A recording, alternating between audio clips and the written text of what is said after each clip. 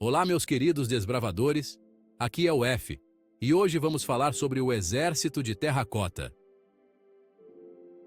Imaginem só, 1974, perto de Xi'an, na China, uma época em que o mundo ainda estava descobrindo muitos dos seus segredos antigos. Alguns agricultores estavam trabalhando, cavando um poço, quando de repente, tchanram, algo inesperado aconteceu. Começaram a encontrar pedaços de terracota, pequenos fragmentos que pareciam ser parte de algo muito maior, mas não eram pedaços quaisquer. Esses fragmentos tinham detalhes impressionantes. Eram partes de estátuas. E que estátuas! Cada pedaço contava uma história. Guerreiros com uma cara de poucos amigos, mas tão bem feitos que pareciam reais. Cada um com expressões únicas e detalhes minuciosos. Essa descoberta, que foi por puro acaso, revelou para o mundo um tesouro arqueológico que só vemos em filme O Exército de Terracota do Imperador Qin Shi Huang. Uma verdadeira maravilha arqueológica. Os estudiosos ficaram de queixo caído. Não era para menos, afinal, era uma descoberta monumental. E não era para menos, porque aquilo ali era só a pontinha do iceberg de um complexo funerário gigantesco. Um verdadeiro labirinto de história e cultura. Pensem em milhares de guerreiros de terracota em tamanho natural, cada um com a seu rosto, todos em formação de batalha, protegendo o imperador na outra vida. Uma visão impressionante e quase surreal. Uma descoberta dessas é de virar a cabeça de qualquer historiador e estudioso da China antiga. Cada detalhe, cada peça, é um pedaço de um quebra-cabeça histórico. É muito mistério para desvendar, e cada nova descoberta traz mais perguntas do que respostas, mantendo viva a chama da curiosidade e da investigação. Quem era Qin Shi Huang que queria tanto guarda-costas assim, mesmo depois de partir desse mundo? Vamos descobrir mais sobre esse personagem fascinante e suas excentricidades. Ele foi o primeiro imperador da China, lá em 221 a.C., reunir todo o povo chinês dessa época sob seu comando. Ele conseguiu unificar um território vasto e diverso, algo que ninguém tinha feito antes. Imagine um líder que não só unificou um país, mas também estabeleceu as bases para uma civilização que duraria milênios. Unificou os pesos e medidas, a escrita, a moeda, botou ordem onde era desordem. Essas reformas foram cruciais para a estabilidade e crescimento do império, facilitando o comércio e a comunicação. Mas o primeiro imperador tinha também os seus caprichos. Ele não era apenas um líder pragmático, mas também um homem com desejos e medos profundos. Era obcecado em viver para sempre. A busca pela imortalidade consumia grande parte de seu tempo e recursos, e é conhecida até os dias atuais. Ele procurava o elixir da vida eterna, ia atrás de qualquer um que falasse que tinha a fórmula mágica, mandava seus homens para o fim do mundo atrás de planta milagrosa. Ele acreditava que a imortalidade era alcançável e estava disposto a fazer qualquer coisa para obtê-la. E o túmulo dele? Construído para refletir seu poder e grandeza, o túmulo é uma maravilha arqueológica que continua sendo estudada até hoje. Ele tinha até seu próprio exército particular para protegê-lo na vida após a morte, como se ele fosse um faraó. O famoso Exército de Terracota é uma prova de sua obsessão com a segurança e a vida após a morte, um legado que ainda fascina o mundo hoje. A gente fala, mas é difícil ter noção daquilo sem ver com os próprios olhos. É uma experiência que realmente te deixa sem palavras. São mais de 8.000 guerreiros, cavalos e tudo que um exército precisa, tudo em tamanho natural, ocupando 3 covas enormes. É uma visão que impressiona pela grandiosidade e pela riqueza de detalhes. É de deixar qualquer um intrigado ao ver seu túmulo. A precisão e o cuidado com que cada peça foi feita são de tirar o fôlego. E o mais impressionante é que cada figura é única, com a seu rosto, o seu penteado, a sua roupa, mostrando quem era, de soldado raso até comandante. Cada detalhe conta uma história, cada expressão revela um pouco da vida desses guerreiros. Os escultores responsáveis capricharam nos detalhes.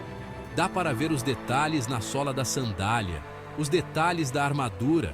É como se cada peça tivesse sido feita com um carinho especial, uma dedicação incrível. É como se tivessem congelado o tempo e a gente pudesse dar uma espiadinha no passado. É uma verdadeira cápsula do tempo, preservando a história para que possamos aprender e nos maravilhar. E as cores, então? Dizem que as estátuas eram pintadas com cores vibrantes, que davam um realismo impressionante. Imagine só, ver esses guerreiros em toda a sua glória colorida. Pena que o tempo é implacável e a maioria das cores se perdeu ao longo dos séculos. Mas mesmo assim, a grandiosidade e a beleza dessas estátuas continuam a nos fascinar e a nos inspirar. Fazer algo tão colossal assim, em tão pouco tempo, não deve ter sido uma tarefa fácil, não. Uma parte dos estudiosos acreditam que os artesãos trabalharam dia e noite, sem parar, por décadas a fio. Eles usavam uns moldes para fazer os corpos, mas os detalhes... esses eram feitos à mão, com todo o cuidado do mundo. Impressionante, muito impressionante. Espadas de bronze, lanças, tudo muito bem detalhado, parecendo que acabaram de terminarem de serem feitos. Algumas até tinham um revestimento de cromo, que se achava que só tinha sido inventado muito tempo depois. Dá o que pensar, né? Será que a gente subestima a inteligência dos antigos? Sabe o que é interessante?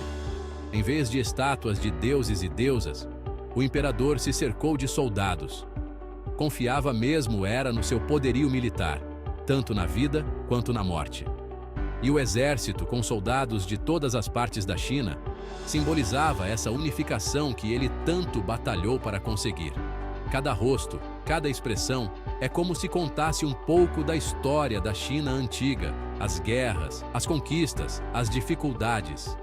É de arrepiar. E o túmulo do próprio imperador, hein?